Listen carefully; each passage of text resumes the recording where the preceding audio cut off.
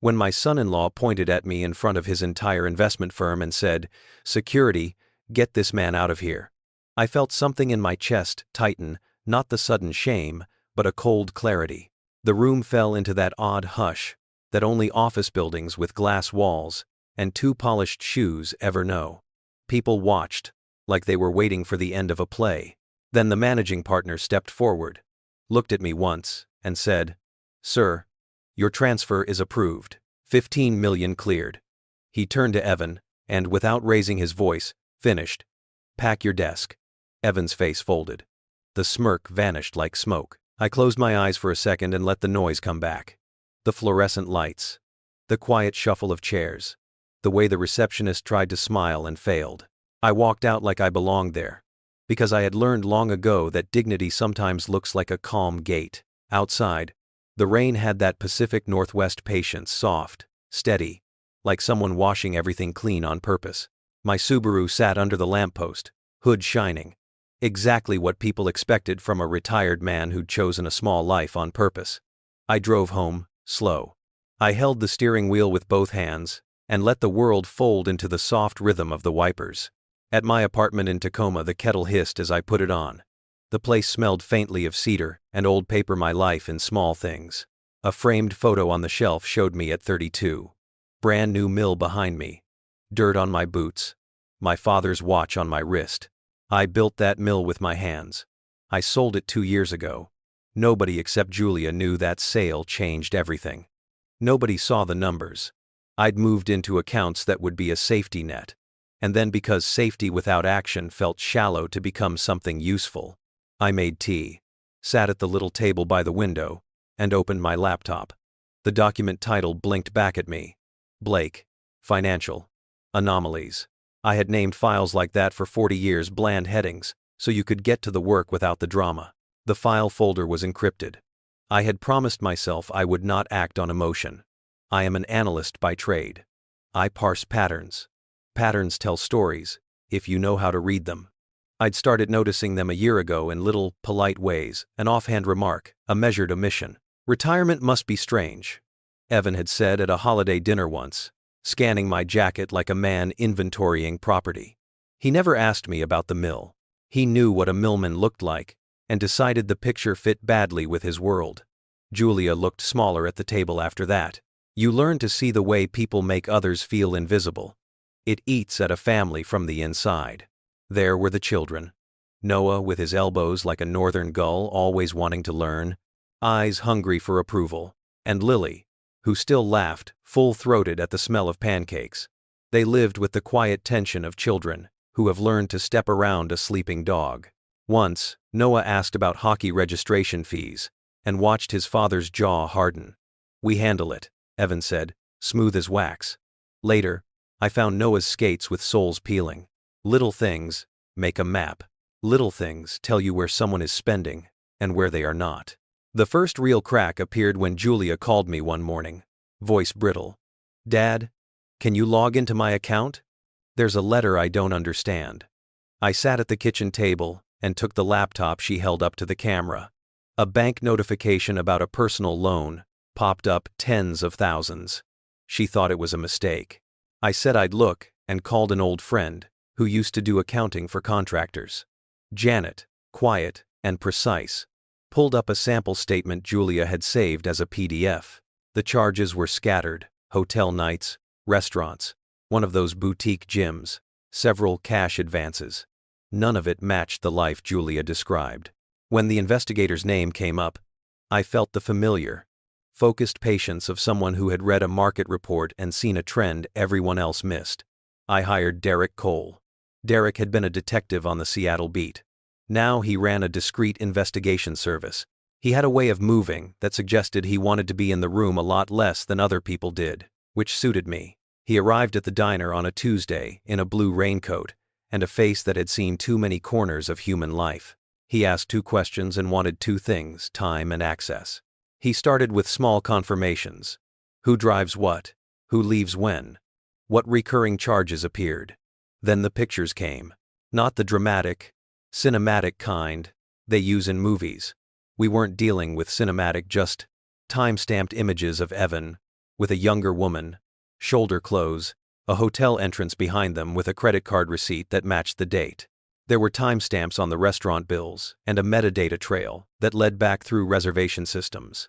The money trail weaved around the family like a second, secret geography. You learn to look at numbers the way you might look at a face. The hotel charges, the pattern of cash advances, the loans with staggered due dates. These were a language. And then there was the thing that tightened my throat. A draft of a medical power of attorney form, saved as a draft on a cloud folder. No one outside the house knew about.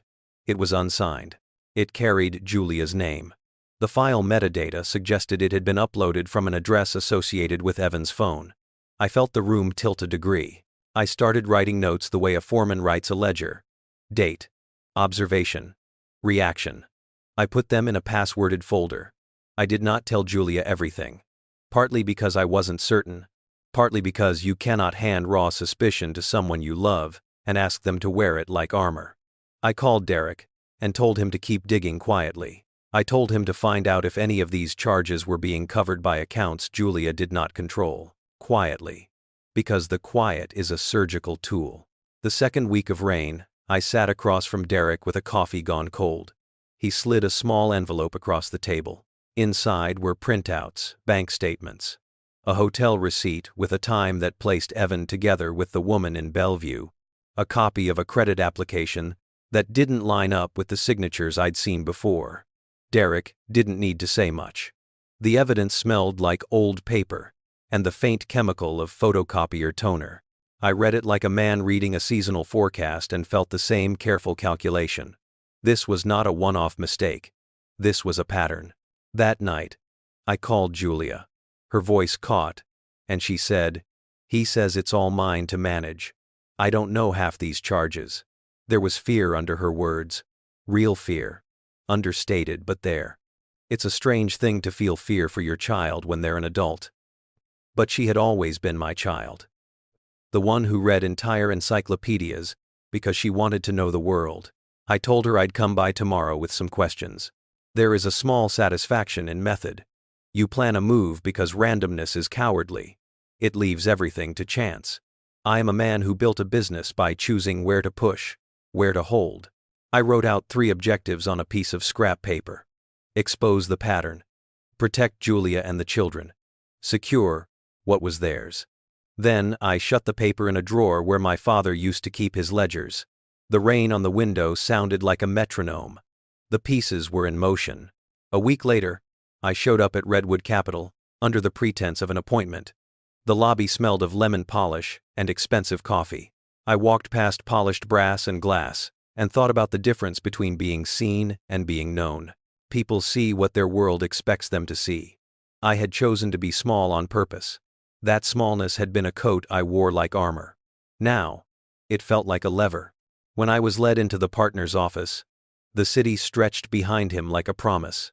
We spoke in measured tones, about discreet management and liquidity. I placed a leather folder on his desk, bank drafts, inside everything professional, everything clean, no theatrics. The meeting was businesslike, almost brief, until we both noticed Evan through the glass, gesturing with a client. He looked at me, smiled with that practiced ease, not knowing the weight of the envelope in my coat. I signed the forms. The room hummed with a slow, inevitable readiness. On the elevator down, a man I had been 3 decades ago, calloused hands, steady jaw felt like a memory. I had sold the mill and chosen this simpler life. I had chosen to be present in the small things, phone calls with Julia, pancakes on Sunday. That choice had nothing to do with money and everything to do with dignity. The difference between the two would be the point of the rest of this story. I didn't sleep much the night after the meeting at Redwood Capital. Rain tapped the window like a quiet reminder that nothing in this world stays hidden forever. I lay there, listening to it, staring at the ceiling, feeling that familiar shift inside the one that happens when a man finally stops hoping someone will change and starts preparing for the truth instead. By morning, the sky over Tacoma was a low gray blanket, the kind that makes the whole city move slower. I boiled water, poured it over coffee grounds, and stood with both hands on the counter until the steam cleared my head. Julia had asked me to stop by after school drop-off. I drove over early, wanting time to walk the neighborhood, to see how the air felt around their home. It was a tidy cul-de-sac, manicured lawns, the quiet hum of suburban routines, but something about their house had changed. Maybe it was the way the blinds were partly closed at odd angles. Maybe it was the silence I used to hear Lily's laughter from the porch. And today, the place felt muted. When Julia opened the door, she looked like someone who hadn't slept, either. She had that strained smile parents wear when they're trying to hold everything together for their kids. "Dad," she whispered, stepping aside. "They're at school now." Inside, the house smelled faintly of laundry detergent and burnt toast. I saw the kitchen counter stacked with permission slips, cold coffee mugs, a school project drying on the table, life happening around someone drowning. She wrapped her arms around herself as if she was cold. "Do you have the emails we talked about?" I asked gently. She nodded, pulled her laptop closer, and opened the inbox. There it was, a digital authorization request from a law office in Bellevue. I leaned in. The language was polished, the kind firms use when they don't want to raise suspicion. The subject line was soft enough to slip under any radar. Review of beneficiary information. But the attachment, that was different. It was a medical power of attorney. Draft naming Evan as sole decision maker. My gut tightened. "Did you sign anything like this?" I asked. Her head shook slowly. "He said it was something for the insurance company. I never saw any draft." I breathed out. "Julia, this wasn't for insurance." She closed her eyes, and I saw the moment she understood not everything, but enough for the floor beneath her to shift. I didn't push further. Sometimes a person needs a few minutes to let their heart catch up to the truth. Instead, I walked through the house the way a father does when he's checking on the life his child has built. Noah's jacket lay on the floor near the entry bench, thin, sleeves too short. His backpack zipper was broken and fixed with a paperclip. Small signs that money wasn't going where it needed to go. I opened the pantry and saw discount cereal, generic pasta, and an empty snack jar. Evan made 6 figures. This didn't make sense, unless the money was going somewhere else. Julia sat at the kitchen table with her fingers pressed to her forehead. "Dad, I keep thinking I should have known. That I should have seen something." "You saw plenty," I said softly. "You just believed the best in him. That's not a weakness." She swallowed hard. "What do we do now?" I didn't answer yet, not because I didn't have an answer, but because I didn't want to hand her a battle plan before she was steady enough to hold it. My father once told me that truth is like winter water. You never jump straight in. You step close, you test the edges, and then when you're ready, you wade into the cold. "Let me look at a few things," I finally said, "and we'll move carefully." That afternoon, I drove to the old diner in Renton where Derek liked to meet. The neon sign flickered in the rain, casting a blue glow on wet pavement. Derek slid into the booth across from me, his coat dripping at the edges. He didn't waste time. He rarely did. "I found something," he said, placing a sealed envelope beside my coffee. "You may want to breathe before you look." I opened it. Hotel statements, restaurant receipts, multiple visits with the same woman, Ava Pierce, a junior analyst Evan supervised. The timestamps were precise. The dates matched nights he told Julia he was working late. Then came the loan records. Derek tapped a page with the back of his pen. "This one's big, nearly 40,000 from a private lender in Bellevue. High interest. He's been rolling payments between cards." I scanned the forms. Debt layering, cash advances, transfers that made no sense for a man with Evan's salary. It painted a picture I didn't want to accept but had to. Evan was sinking, deeply, and he was dragging Julia and the kids with him. "What about the forged signature?" I asked quietly. Derek nodded. "Confirmed." The digital file was created from a scanned copy of an older form Julia signed 2 years ago. Her signature was lifted and placed onto the new draft. He paused. He planned to submit it. Probably soon. Something inside me went still. Not hot anger. Not panic. Just a clean, cold line of focus. "What about assets?" I asked. "Did he try accessing anything under my name?" Derek hesitated. "Yes. He attempted an inquiry on a retirement-linked account. Didn't get far, but he tried." I felt the diner's hum fade. The clatter of plates, the hiss of the coffee machine. Everything moved distant. Evan wasn't just reckless. He wasn't just cheating. He was positioning himself to control my daughter's future and my own assets if anything happened to me. "All right," I said finally. "We move to the next phase." Derek leaned back. "Which is?" "Exposure," I replied. "But on my terms." He nodded slowly, understanding more than I said out loud. "You want to confront him publicly?" "No," I said. "I want the truth to confront him." Outside, the rain had picked up steady, cold, relentless. I sat in the driver's seat of the Subaru and let the heater warm my hands. I thought about Julia as a girl reading books under blankets, about Noah tying his shoelaces wrong because he liked the loops bigger, about Lily holding a ladybug like it was a secret treasure. They didn't deserve the shadow Evan had cast over them. I turned the key in the ignition. The pieces were aligning, not for revenge, but for something far older and steadier. Something that felt like standing up straight after years of being pushed down. Justice has a sound when it begins, and that night, in the quiet hum of the Subaru, I finally heard it. The next morning, the sky over Seattle was a pale silver, one of those days when the light feels thin, like it's slipping through a crack. I drove downtown early, not to the firm, but to clear my head along the waterfront. The smell of salt, the gulls tracing slow arcs above the harbor, the steady rhythm of ferries docking. These things have a way of settling a man. I needed that calm, because the next step required precision, not anger, not impulse. A plan. I parked near Pike Place and walked with my hands in my jacket pockets, letting the cold breath of the Pacific roll over me. People passed with coffee cups, umbrellas half open, chasing their own routines. I wondered how many of them carried secrets as heavy as the ones in my coat pocket. Photographs, bank statements, a forged signature. Evidence changes the world the moment you admit it's real. By late morning, I drove to a small law office off Madison Street. The building was old brick, ivy climbing its side like a stubborn memory. Inside, the waiting room smelled faintly of paper and eucalyptus. I met with Rachel Tomlin, a lawyer recommended by a retired judge I used to know. She had a calm voice and eyes that studied every detail before she reacted. I trusted people like that.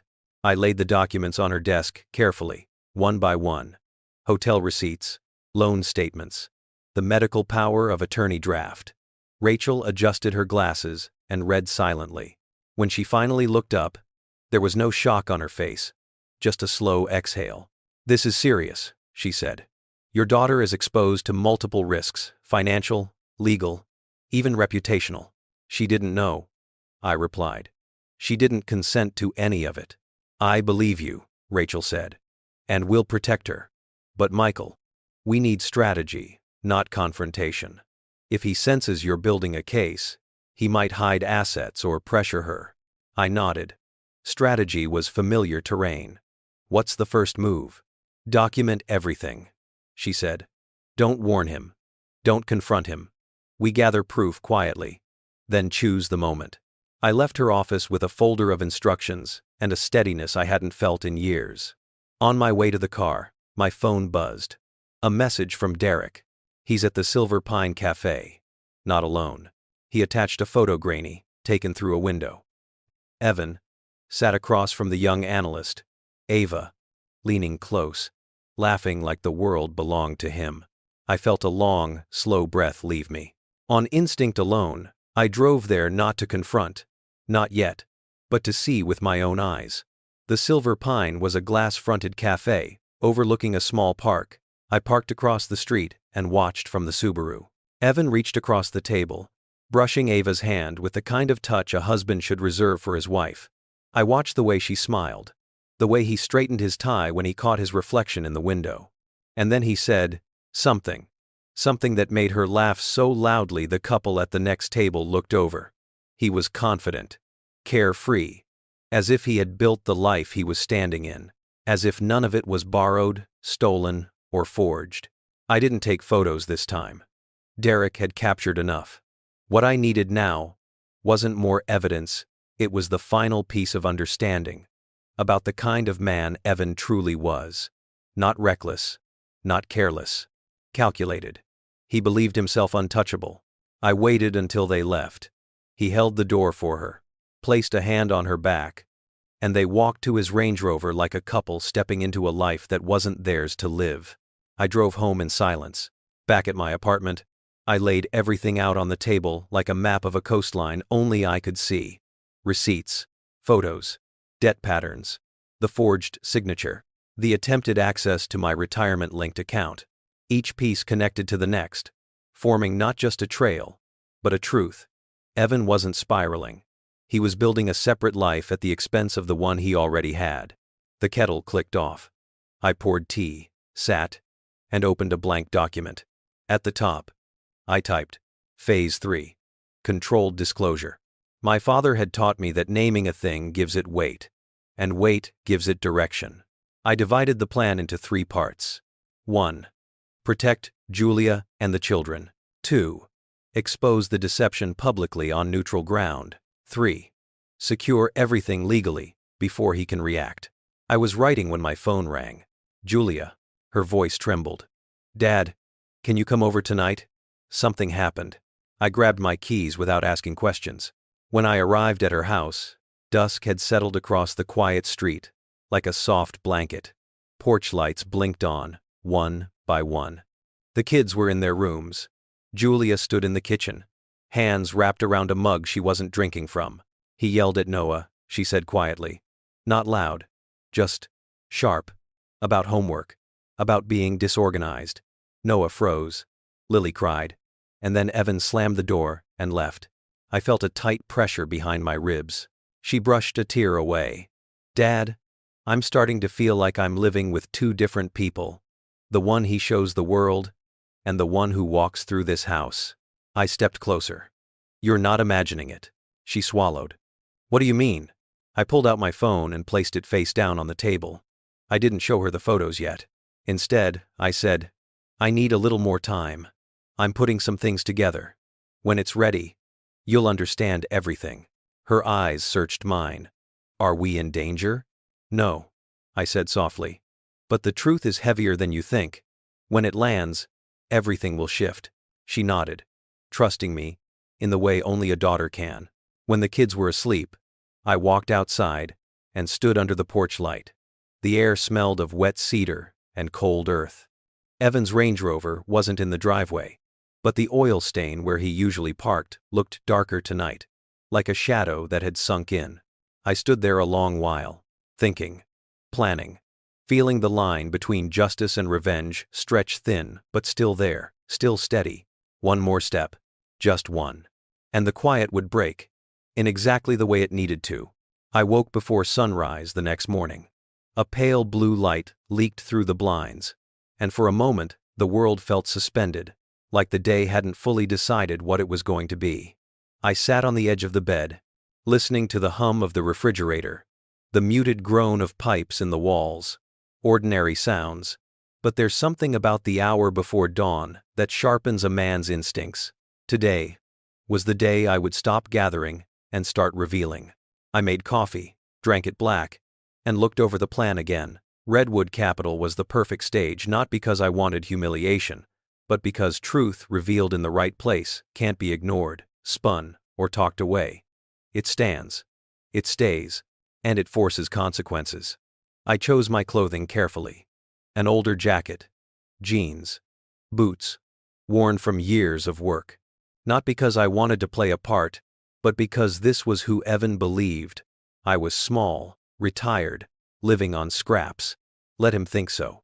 Let him underestimate me one more time. By the time I reached downtown Seattle, the city was turning gold, sunlight hitting the windows of the financial district like sparks. Redwood Capital Tower loomed above the street, all sharp angles and reflective glass. I parked my Subaru right at the entrance, not tucked away, not hidden this time. I wanted him to see it. I wanted him to see me. Inside the lobby, employees moved like polished gears, gliding between elevators, tapping badges, greeting reception. I walked with a steady pace, not rushed, not hesitant. The receptionist looked up, recognized me from my previous appointment, and smiled professionally. Mr. Ward, they're expecting you. 23rd floor. The elevator doors closed around me. I watched my reflection. In the stainless steel. Older. Quieter. But not defeated. I touched the folder inside my coat. Contract copies. Bank drafts. Documentation. Not the evidence against Evan that would come later. This was the part that mattered now. When the doors opened, the office floor stretched out in a bright grid of glass partitions, modern art, and careful lighting. I could see him, Evan, across the room, talking to a pair of clients. He wore confidence like a tailored suit. He gestured with ease, smiled too wide, placed a hand on one client's shoulder like he'd known him for years. He didn't see me yet, but when he did, the shift was immediate. His expression twitched, confusion first, then annoyance, then something like embarrassment. He gave a barely polite excuse to his clients and stepped toward me, all stiff edges and false composure. "What are you doing here?" I didn't answer him. I walked past, toward the managing partner's office. Let him follow, if he wanted. Let the confusion simmer. Let the stage build around him. Lucas Harrington, the managing partner, greeted me with a firm handshake. "Mr. Ward, everything is ready." He led me to the glass-walled conference room, a space designed for visibility, intended to project transparency. Today, it would do exactly that. We sat.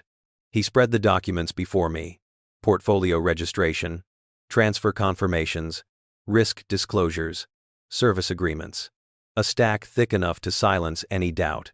I felt Evan before I saw him. His shadow fell across the glass. He took a step inside. "Dad, seriously, what's going on? Why are you here?"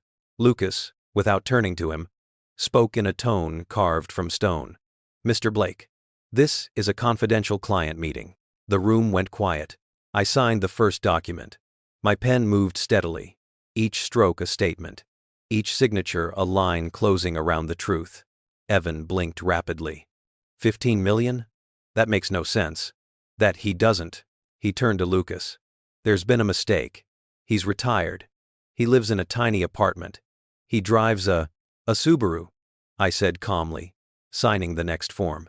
"It takes me where I need to go." A few employees had paused nearby, pretending not to watch. Failing. Evan let out a hollow laugh. "This is ridiculous. He doesn't have that kind of money. He worked at a mill." "I owned the mill," I murmured, not looking up. "Sold it 2 years ago." It was like someone cut the air out of him. His mouth opened, but no sound came out. Lucas cleared his throat, finally turning to face him. "Mr. Blake, we have conducted full due diligence. The transfer is verified. Mr. Ward is now one of our most significant clients." Evan's eyes darted, desperate, searching for a foothold. "Dad, why didn't you tell us?" Us. As if he deserved inclusion. I signed another page. "You were always confident in my financial situation. I saw no reason to correct you." A few whispers rippled through the room like wind through a field. Evan swallowed hard. "Okay. All right. Maybe we can talk privately. I can help." "Help?" I finally lifted my head. "Julia's bank accounts are draining. The children's needs are ignored. Your debt is a crater you've been filling with lies." His face drained white. This was the moment the room tightened. The moment when truth stopped being abstract and became a blade. Lucas stepped closer. "Mr. Blake, based on recent findings in our internal review and your conduct in this office, I'm going to ask you to surrender your badge and step away from the firm immediately." "What?" Evan's voice cracked. "You can't. HR has been notified. Security will escort you." His hands trembled slightly. His jaw clenched. In that instant, the polished confidence shattered, revealing a man who had built his life on borrowed charm and quiet manipulation. He looked at me, pleading now. "You don't know what you've done." "I do," I said quietly. "For the first time in years, I finally do." Security approached. Evan backed away, shaking his head, muttering fragments of excuses about stress, about misunderstandings, about temporary setbacks. But the words dissolved in the hum of the office. They walked him out, not loudly, not roughly, just conclusively. I gathered my portfolio, thanked Lucas, and walked toward the elevators. The floor was silent behind me. No more whispers. Just the soft click of my boots on polished tile. Outside, the wind smelled of coming rain. I stood there, the city moving around me, and for the first time since this began, I felt something lift. Not triumph, not victory, relief, edged with sorrow. It was time to tell Julia, and to show her everything. I unlocked the Subaru, sat for a moment with my hands on the wheel, and breathed. The quiet part was over. What came next would change her life forever, and break whatever illusions she still held. When I pulled up to Julia's house that afternoon, the sky had shifted into a soft winter orange, the kind that makes the world look gentler than it really is. I walked toward the door with the weight of the folder under my arm, feeling each step like a countdown. She opened it before I had the chance to knock twice. Her eyes were red, but there was a steadiness in them I hadn't seen in months. "Dad, did something happen?" I didn't answer right away. Instead, I stepped inside and set the folder on the kitchen table. The house was quiet, too quiet for a home with children. Julia folded her arms, bracing herself. "Before I show you anything," I said softly, "you need to know none of this is your fault." Her throat bobbed as she swallowed. "Just tell me." I opened the folder. Photographs first. Hotel entries. Time-stamped dinners. Evan leaning too close to someone who wasn't her. Julia covered her mouth, breath hitching. But she didn't collapse the way I feared she would. She studied each photo with a painful kind of dignity. Then the loan statements. Then the forged signature. Then the attempted access to my account. It all lay between us like shattered glass. Sharp and unavoidable. She whispered. "How long?" "Months," I said. "Maybe longer." Her eyes closed. A single tear escaped, but when she opened them again, there was steel beneath the sadness. And then the front door opened. Evan stepped inside holding a cardboard box, the kind people use when they've been let go. His tie hung loose around his neck. His eyes were wild, like a man chasing explanations faster than he could invent them. When he saw me, he froze. "You," he breathed. "You did this." Julia straightened. "What did he do, Evan? Because I've seen the photos. And the loans. And the forged documents." His face drained. "Julia, it's not what it looks like." "It looks like betrayal," she said, voice trembling but firm. "It looks like you built a whole other life while draining ours. It looks like you tried to take control of my decisions without telling me." He stepped toward her. I moved slightly, just enough to remind him she wasn't alone. His eyes flickered between us. "I can explain." "No," she interrupted quietly. "I've spent years listening to explanations. I'm done." He dropped the box onto the floor, papers spilling. "You're really taking his side? After everything? He's manipulating you." Julia shook her head. "No. He's protecting me. Something you stopped doing a long time ago." For a moment, Evan just stood there, jaw tight, chest heaving, a man finally out of excuses. And then, with a frustrated sound, he grabbed his keys from the counter and walked to the door. "This isn't over," he said. "Yes," Julia replied, voice steady as stone. "It is." He left. The door closed with a soft click, but the silence afterward felt like the collapse of a decade. Julia sat heavily at the table. I sat beside her and let her lean into me the way she used to when she was small and storms frightened her. We didn't speak for a long time. The weight of truth needs its own quiet. Eventually she whispered, "What now?" "We take the legal path," I said. "Safely. Properly. With people who know how to protect you." She nodded, wiped her face, and drew in a long breath. "Okay. Let's do it." And so we did. In the weeks that followed, I drove her to meetings with Rachel, the lawyer. We compiled evidence. We prepared documents. We protected accounts. Every step was deliberate. No shouting. No chaos. Just truth lined up like a row of trees, ready to stand their ground. The hearing took place 6 weeks later in a family courtroom in downtown Seattle. The air inside felt still, like the world holding its breath. Julia sat beside her lawyer, hands folded tightly in her lap. I sat behind her. Silent support. Evan arrived in a borrowed suit, flank held together by desperation. He avoided my eyes. Maybe he knew. Maybe he didn't want to. The judge reviewed everything. The affair, the financial deception, the forged signature attempt, the debt hidden from Julia. Each piece of evidence landed with a quiet authority that didn't require theatrics. Truth rarely does. The ruling was swift. Primary custody to Julia. Standard visitation for Evan. The house awarded to Julia. All debts incurred by Evan remained his responsibility. Julia didn't smile. She didn't cry. She simply nodded, shoulders lifting slightly, as if someone had finally taken a weight off her back. Outside the courthouse, sunlight broke through the clouds in thin, golden beams. She turned to me. "It's really over," she said. "It is," I replied. The months that followed brought a gradual kind of healing. The kind that doesn't arrive all at once, but in small, ordinary ways. Julia found work at an environmental nonprofit, using the degree she once thought she'd wasted. Noah laughed louder. Lily drew pictures and taped them to the fridge again. The house felt lived in, warm, messy, hopeful. One evening, I sat at their kitchen table helping Noah with homework. His pencil scratched the paper as he tried to solve a math problem, tongue poking out in concentration. Lily hummed to herself in the living room. Julia came home with wind in her hair and a real smile on her face. For the first time in a long while, the world felt like it was tilting back toward balance. Later that night, in my apartment, I opened a new document on my computer. At the top, I typed, "Education Trust Noah and Lily." I had more money than I would ever use. Money only matters when it does something good. And those two kids deserved a future, free from the shadows their father cast. I leaned back, listening to the rain. Seattle rain has a rhythm unlike anywhere else. Steady, honest, almost cleansing.